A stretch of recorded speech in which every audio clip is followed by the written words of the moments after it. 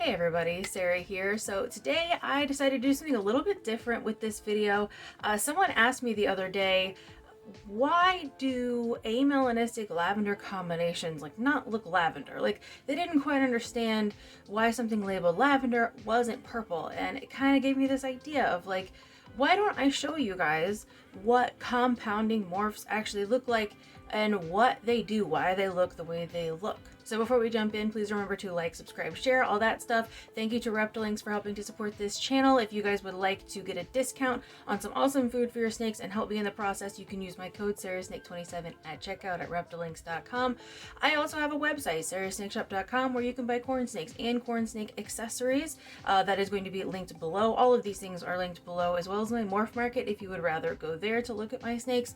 Also, a quick thank you to the members for helping to support this channel. If you would like to also become a member and help support this channel, you get different perks based on which one you choose. And like I said, it really helps me out and gives me more motivation to continue making videos to help educate you guys on corn snakes. So I'm going to start with the actual question that this person asked me. So they had purchased a snake that was hypomelanistic, amelanistic, lavender, and caramel, and they weren't really understanding why this snake was pink. Why is it pink? Why is it not lavender? So I'm going to talk a little bit about what these morphs actually do and why these things look the way they do after they are combined. So let's start with what a normal corn snake looks like. So we have our typical colors. We have the red pigment, we have the black pigment, and we have the yellow pigment. Those are going to be the three main pigments that we deal with in corn snakes. The black pigment is called melanin, the yellow pigment is called xanthan, and the red pigment is called erythrin, I think is how you pronounce it. Now I also want to mention that anytime we are talking about a morph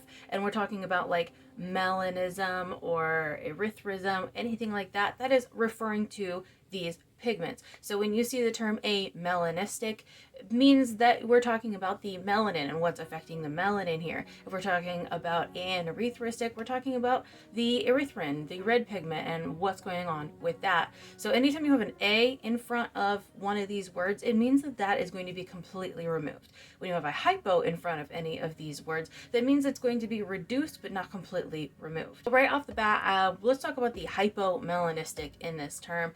The hypo in here is going to remove some of that melanin. So we have our normal corn snake and we remove a little bit of the melanin. It looks more like this, where you it's a little bit more dull. The blacks are going to be more of a gray or maybe a brown color instead. And then we have the term amelanistic. So amelanistic takes that even further and it completely removes the melanin. You could just say amelanistic and the hypo doesn't really matter, but I did want to mention what the hypo does while we're sitting here. So right off the bat, we have completely removed the melanin using two different mutations. The amel would have done it all by itself, but we also have hypomelanistic in there. And so amelanism taking away completely the melanin, we are left with a snake that could only produce reds and yellows because we have removed all of the black pigment now. Let's talk about caramel and what caramel actually does. So caramel tends to enhance yellows. So if we have a caramel and an amel combination, that's called a butter. And not only do butters enhance yellow, it seems like they also kind of remove reds, or at least replace the reds with yellow, something along those lines. So when you have this hypomelanistic and amelanistic, which by the way kind of just looks like an amelanistic, and then you add that with caramel, you get a yellow and white snake. I also want to talk about the areas of color really quick. So there's also three areas of color on a snake. So we have the background color or just the ground color, which is usually the lighter of the two colors. We also have the saddle colors or the blotch colors.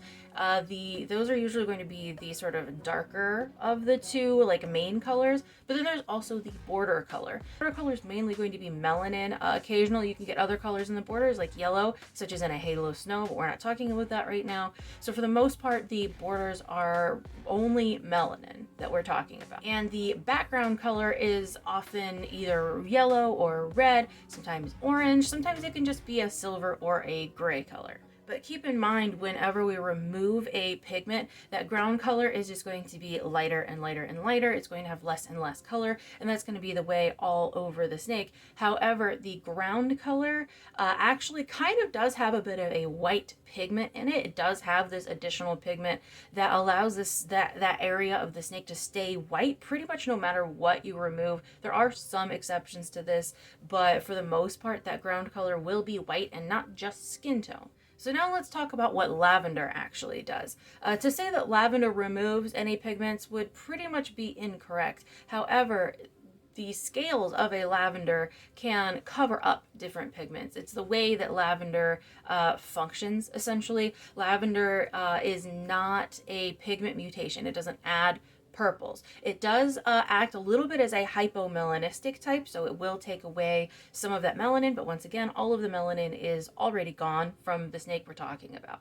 It also prevents you from seeing any yellows or reds in the snake. And when I say it prevents you from seeing, we've seen scaleless lavender combos, and scaleless lavenders actually just sort of look like hypomelanistic scaleless. And so what this tells us is that lavender is not a pigment mutation. So we talked about how caramel actually is a pigment mutation. It enhances the yellows and replaces the reds with yellows.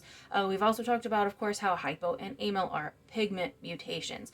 And when I say pigment mutations, it means they remove the pigment somehow, or they lessen its intensity somehow. But lavender is not really a pigment mutation, other than it also will lessen the melanin a little bit. But for the most part, it is a scale mutation. I'm not going to go into like all of the details on all of that. There's a lot of specific things, but what you need to know as someone who would just be looking through maybe Morph Market or something like that, looking for a lavender, is that lavender prevents reds and yellows from being seen on the snake, and it also will have it'll be a little bit lighter as far as the melanin goes. So what we're left with after we mix all of these things together is a snake that's pretty much skin tone and white. Especially when it's a baby, it might develop a few undertones of other colors as it gets older. There are some secondary colors in corn snakes, but this snake should not really have any yellows at all. It might develop some undertones of pink or peachy color, but that also may not really happen because of that caramel being in there. The caramel is going to replace all the reds with the yellows, but then when lavender is thrown in there, the yellows are also not going to be visible. So pretty much what you're left with is a white and skin tone snake that probably won't develop too many other colors aside from that. Really nothing else we can do to this snake to make it even less colorless, except for maybe adding charcoal in there. Charcoals are very similar to anarithristics. I'm not going to go into all of the nuances of all of that right now, but charcoal can essentially make it so you just have a skin tone on skin tone instead of skin tone on white. Now some charcoals will still retain that white, but some lines will kind of remove it. And so if you've ever seen a blizzard, it's pretty much pink on pink as a baby and then completely like white on white as an adult. So pretty much it's just that skin tone color all the way through, even in the ground color. That's the only way that really I could imagine making this snake any less colorful than it probably will be. So I hope that you enjoyed this sort of first lesson on compiling morphs on top of each other and what they actually do. I know that I have done a lot of morph deep dives in the past where I've mentioned that, amelanistic takes away melanin and lavender covers up the reds and the yellows. But I know it's difficult for a lot of people to put those things together. So let me know if you enjoyed this video or if you found it educational or if you found it helpful, and any extra questions that you may have about this kind of thing. And I may do more of this in the future. So if you have a specific morph in mind, like, well, what happens if you mix a diffused with, diamond or whatever? Then we can talk about that and have that discussion. And also how we predict certain morphs may look in the future. So for example, black diamond is a brand new morph that hasn't really been mixed with too many things. To my knowledge, it's really only been mixed with hypo and motley, maybe also stripe. And so how can we predict what that's going to look like mixed with other things? How are we going to predict how it's going to look mixed with amelanistic or caramel? And we can have that conversation if you would like to do that. So please, any feedback down below would really be helpful. Thank you again for watching, and I'll see you in a new video soon.